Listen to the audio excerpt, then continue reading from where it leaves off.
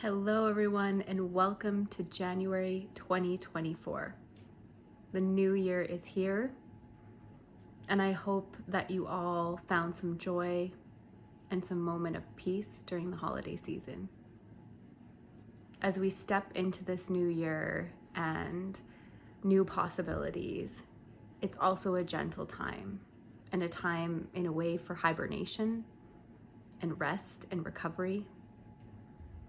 A time where we can focus on reflection, reflecting inwards and reflecting on our external environments as well. There's all these ideas of resolutions and words and planning and goal setting and all of these beautiful things, creating vision boards, all of the stuff that we envision for our future and what's coming next. And there's also this concept of reflection in looking backwards, looking at where we've come from. What happened in 2023? What went on in our life? Taking a quick pause to take account of that. It might be in your head, it might be on a piece of paper, it might be on a laptop or device that feels comfortable for you, but taking that moment or that pause to just think about what were some of the really high highs. What were some of the great things that made you feel lit up? Who were some of the people that made you feel lit up? And what were some of the things that felt like challenge? What were some of the people or the places or the situations that made you feel really sticky or stuck? Where did pain show up? Where did grief show up? And where did fear show up? Taking stock of that and starting to understand, play with those concepts of what are pieces that are ready to stay in 2023 and release or remove going forward. And what are some of the pieces that we've learned? What lessons did you learn along the way? What skills did you develop? What do you want to celebrate about yourself and the things that you've achieved or you've navigated through? How can you carry those with you into the new year and beyond? As we take stock of all those things, I came across something the other day, an Instagram post on one of these beautiful things that I follow. And it was talking about the idea and concept of taking 3 steps forward and 2 steps back, and challenging that cliche or that narrative that we use in painting a little bit of a different perspective. That just really clicked for me. It's not necessarily anything new, but just the way that she framed it and talking about we take those steps forward, but then when we use the language of taking steps backward, it's not 100% accurate because we can't actually go backwards. And this is something that we learn after losing someone we love and in our grief process and in our healing, is that we can't go back to the person that we were before. And so the same applies in all areas of life, really. That even if there's some great parts of us that we want to get back, maybe it's something we want to pick up again, a hobby, a career, a friendship, a relationship, whatever that may be, we're going to be doing it from the new person that we are today, who's different than the person that we are 6 months ago, 3 years ago, etc. So taking that in mind with us and building off that analogy of saying, well, we're actually not going 2 steps backward every time the way we talk about it. It's more like we're falling down or taking a pause. Maybe we're stopping for a second because we're actually not going back in time. We're not going back to the person that we were before. So we're using the inaccurate language and analogy to help us through, to evolve. That when we take those steps forward, we have taken them, and that's incredible. And we get to keep going. And when we feel like we've hit that point where we're going backwards, we're actually not going back, but maybe we're dipping into a behavior or a trigger or a way of acting that used to be the norm for us. But now in this new person that we are, it's a little bit different. So when you feel like you might be taking those steps backwards, maybe it's just a quick shift or a pause to think about, I'm actually stopping here. I'm actually just maybe having a little trip up.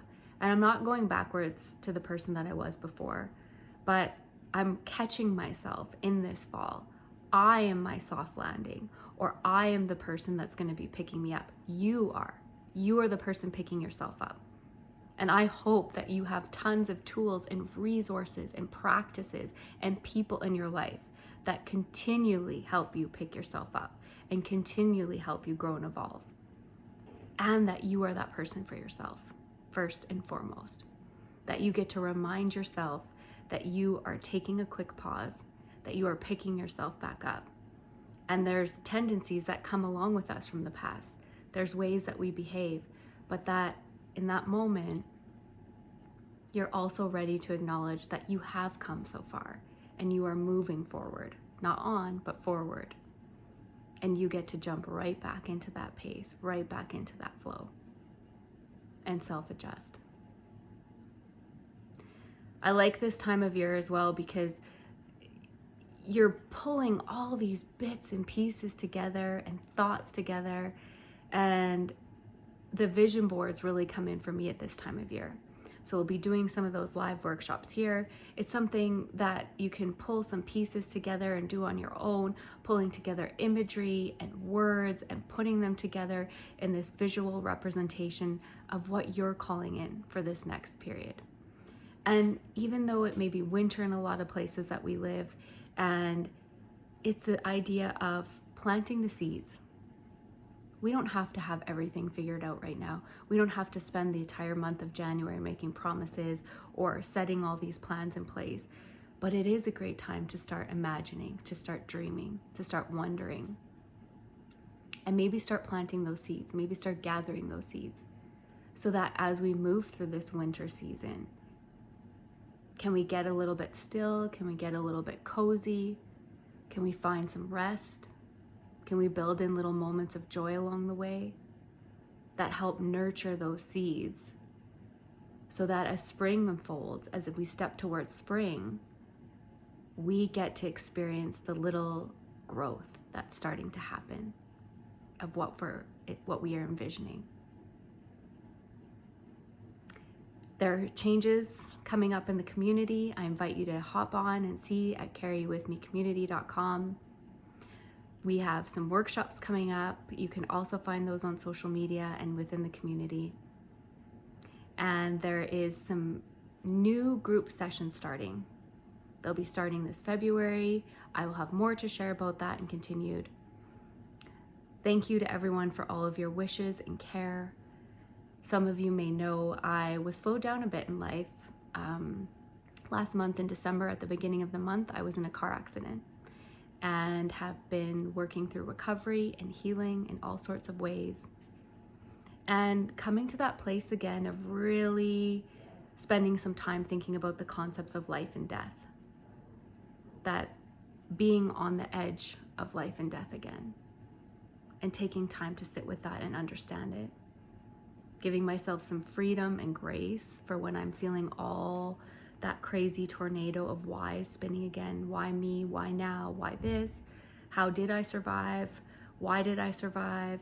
How did this happen? All of these things kind of floating around, and finding ways to both honor those questions and those feelings and come back to the reality and the truth of the moment that I'm here and that I have more important things to do, and I'm glad to be here. Thank you for your patience as I take that pause and come out of that little rest and recovery phase where I wasn't able to be online or be working, doing what I love. And I send you love in this new year as you take some stock and reflection of where you've come from and all the amazing human that you are. And we take steps together, see what we can create together, see how we can lift each other up. See how we can light that little spark of light and grow it in each other. Happy New Year.